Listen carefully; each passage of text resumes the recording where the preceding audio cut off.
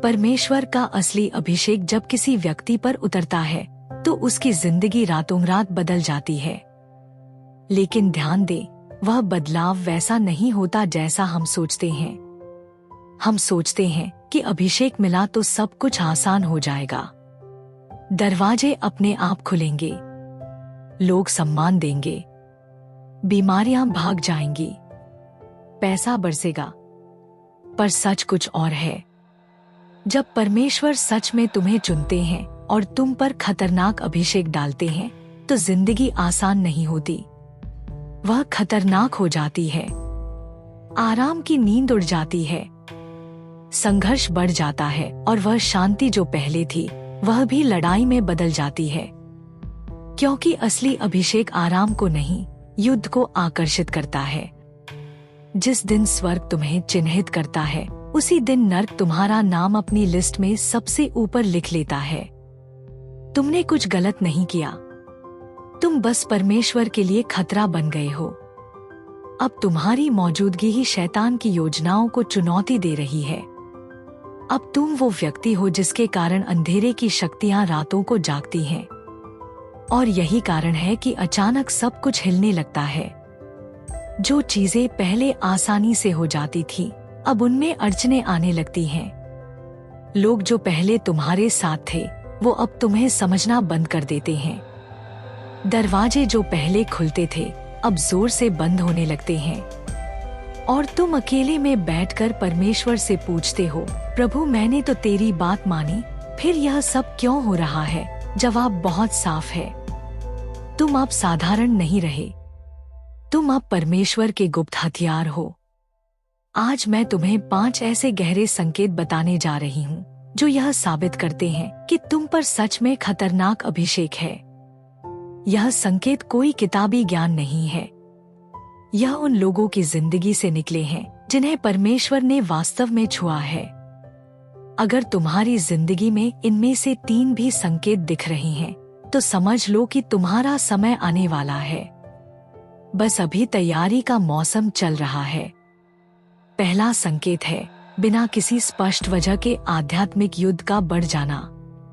तुम सुबह उठते हो और अचानक मन भारी हो जाता है, नींद में दबाव सा महसूस होता है, रात को अजीब अजीब सपने आने लगते हैं, मन में डर, चिंता, बेचैनी की लहरें उठने लगती हैं, जबकि बाहर से सब कुछ ठीक दिख रहा है। लोग कहते हैं तुम ज्यादा सोच रहे हो, पर तुम जानते हो कि यह सिर्फ सोचना नहीं है, यह हमला है। शैतान साधारण लोगों पर अपना समय बर्बाद नहीं करता, वो उसी को निशाना बनाता है जिसके सिर पर तेल है, जिसके अंदर वो आग जल रही है जो उसकी सारी योजनाओं को जला सकती है। तुम्हारी मौजूदगी ही उसे परेशान कर रही है, इसलिए वो तुम्हारे मन, तुम्हारे शरीर, तुम्हारे घर पर हमला करता है।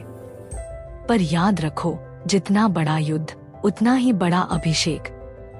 इफिसियों 6:12 कहता है, क्योंकि हमारा यह मल्लयुद्ध लहू और मांस से नहीं परंतु प्रधानों से और अधिकारियों से और इस संसार के अंधकार के हाकिमों से और उस दुष्टता की आत्मिक सेनाओं से है जो आकाश में है।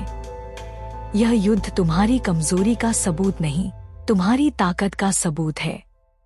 दूसरा संकेत है अचानक अलग थलग पड़ जाना। वो दोस्त जो कभी तुम्हारे बिना नहीं रहते थे अब फोन नहीं उठाते।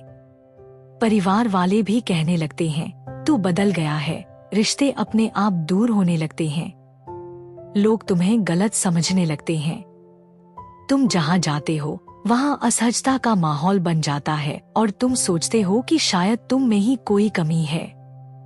नहीं भाई, यह कमी नहीं, तैयारी है। परमेश्वर तुम्हें भीड़ से अलग कर रहे हैं, क्योंकि अब तुम्हारी ट्रेनिंग प्राइवेट होने वाली है।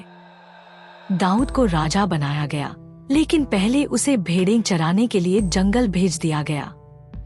यूसुफ को सपना दिखाया गया, लेकिन पहले उसे गड्ढे में डाल दिया गया, फिर जेल में। उन दिनों में कोई उनका साथ नहीं था, पर परमेश्वर उनके साथ थे। वही आज तुम्हारे साथ हो रहा है। यह अकेलापन दर्द देता है, पर यह पवित्र दर्द है। जिसे परमेश्वर ऊंचा उठाना चाहते हैं उसे पहले अलग करते हैं, क्योंकि भीड़ में तुम वो नहीं सीख सकते जो अकेले में सीखना है। यह अलगाव तुम्हें परमेश्वर पर पूरी तरह निर्भर होना सिखा रहा है, और जब सही समय आएगा वही लोग जो आज तुम्हें छोड़कर गए हैं वह तुम्हें ढूंढते फिरेंगे। तीसरा संकेत है दिमाग और भावनाओं पर लगातार हमले। तुम प्रार्थना करते हो, उपवास करते हो, पर फिर भी मन शांत नहीं होता। नकारात्मक विचारों की बाढ़ आ जाती है।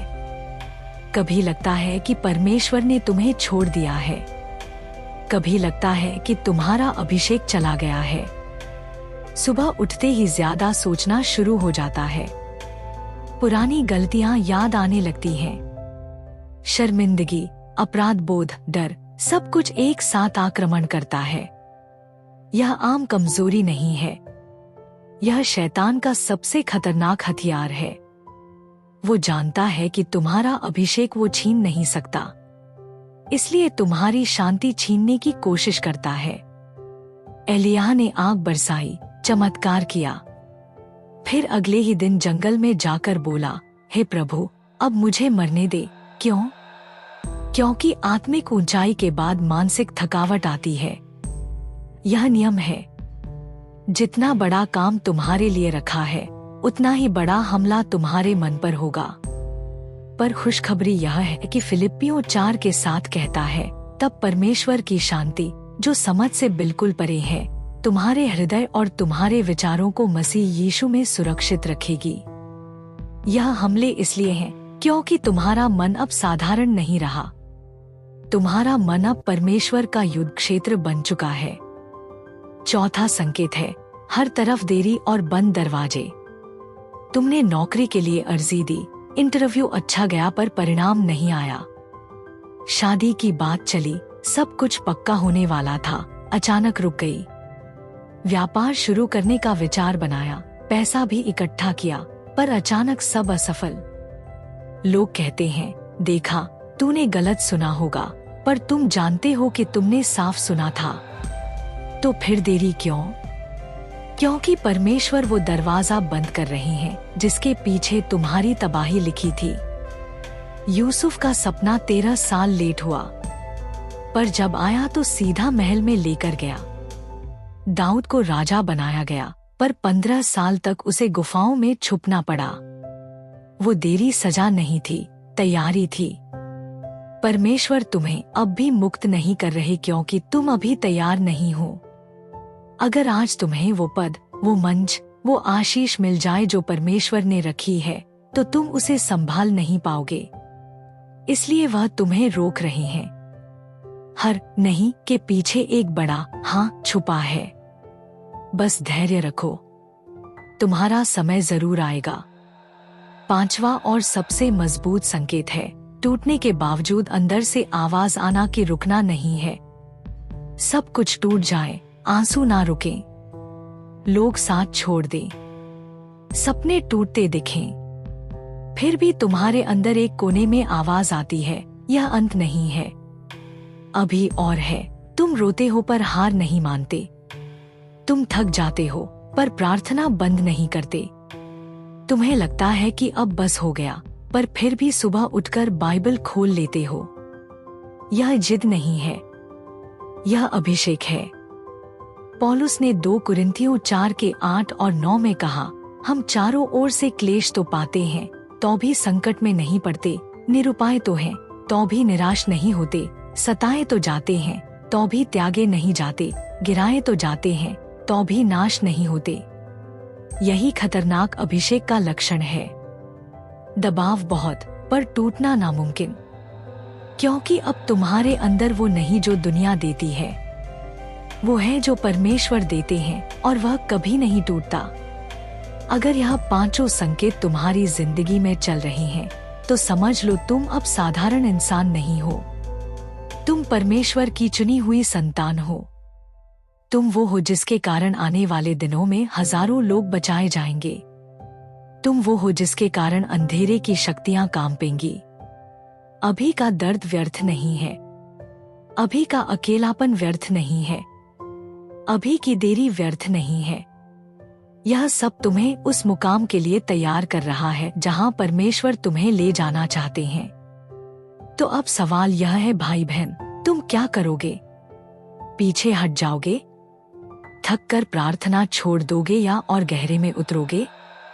रोगे और शिकायत करोगे कि परमेश्वर ने मुझे क्यों चुना, या आंसुओं को हथियार बनाकर और जोर जोर से आराधना करोगे? थक जाओगे और सो जाओगे, या थके हुए शरीर के साथ भी घुटनों पर बैठकर कहोगे, प्रभु मैं हारा नहीं हूँ, मैं तेरे लिए लड़ रहा हूँ। दौड़ते दौड़ते रुक जाओगे या और तेज दौड़ोगे? क्योंकि तुम जानते हो कि अंतिम रेखा के सबसे करीब वही पहुंचता है जो आखिरी कदम में भी रुकता नहीं। जवाब तुम्हारे पास है। पर एक बात हमेशा याद रखना, जिसे परमेश्वर ने सच में अभिषेक किया है उसे दुनिया की कोई ताकत नहीं रोक सकती। ना शैतान, ना लोग, ना बीमारी, ना गरीबी, ना परिस्थितियां, कोई नहीं। तुम्हारा उदय पहले से लिखा जा चुका है। तुम्हारी गवाही पहले से तय है। बस अभी थोड़ा और धैर्य चाहिए, थोड़ा और युद्ध लड़ना है, थोड़ा और आग में तपना है। क्योंकि जिस आशीष के लिए परमेश्वर तुम्हें तैयार कर रही है वह साधारण लोगों वाली आशीष नहीं है। वो राजाओं और रानियों वाली आशीष है। वो पीढ़ियों को बदल देने वाली आशीष है। परमेश्वर अभी तुम्हारे अंदर वो आग डाल रहे हैं जो आने वाले दिनों में लाखों लोगों के अंदर लगेगी। तुम अभी जो सह रहे हो वो व्यर्थ नहीं जा रहा। हर आंसू गिना जा रहा है। हर रात की प्रार्थना लिखी जा रही है। और जिस दिन परमेश्वर तुम्हें मुक्त करेंगे उसी दिन पूरी दुनिया देखेगी कि खतरनाक अभिषेक किसे कहते हैं। परमेश्वर तुम्हें नई सामर्थ्य दे, तुम्हारे अंदर नई आग जलाए, तुम्हारी सारी लड़ाइयों को विजय में बदल दे। तुम कभी अकेले नहीं हो। तुम चुने हुए हो। तुम प्रिय हो। और तुम्हारा सबसे शानदार हिस्सा, तुम्हारा सबसे बड़ा चमत्कार, तुम्हारी सबसे बड़ी गवाही अभी बाकी है। लड़ते रहो, प्रार्थना करते रहो, कभी हार मत मानो क्योंकि जीत तुम्हारी है, आशीष तुम्हारी है और सारी महिमा सिर्फ परमेश्वर की है। आमीन। हालेलुया। अगर यह संदेश तुम्हारे दिल में आग लगा गया है, अगर तुम भी मानते हो कि तुम अभिषेकित हो, तो अभी इसी वक्त लाइक का बटन दबाओ। अपने हर उस भाई बहन के साथ शेयर करो जो अभी संघर्ष कर रहा है, और अगर अभी तक चैनल को सब्सक्राइब नहीं किया तो अभी कर लो। परमेश्वर तुम्हें बहुत तायत से आशीष दे। मिलते हैं अगली वीडियो में।